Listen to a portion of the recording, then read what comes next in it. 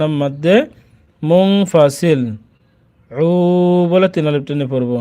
হামজা ইয়া জবর আই,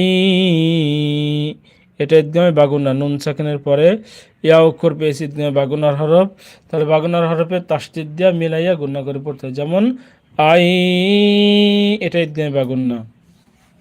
ইয়া জ জবর ইয়াজ, হা জবর হা, আই ইয়াজ হা, র ওয়াও পেশ রু, পেশের বামে ওয়াও সাকিন এক আলিফ মাদ, আই ইয়াজ হা রু হু, হা পেশ হু, ওয়াও জবর ওয়া, মিম সিন জবর মাস, ওয়া মাস, তা জবর তা, ত আলিফ জবর ত, জবরের বামে খালি আলিফ এক আলিফ মাদ, ফামাস ওয়ামাস্তাতউ,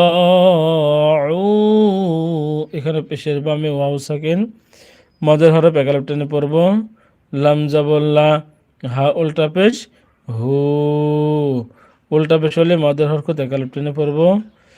ওয়ামাস্তাতউ লাহু, নুন কব জবর নাক, বা জবর বা, দুই জবরে দম ফেলিলে এক জবর বাদ দিয়ে এক জবর এক আলিফ টেনে পড়ব, তার নাম মাদ্দে এওয়াজ। নাক বা, কফ করে সাকিন কলকলা হবে। গলছেন ও আক পেতাম, এখানে আমরা অবশ্যই দম ফেলব।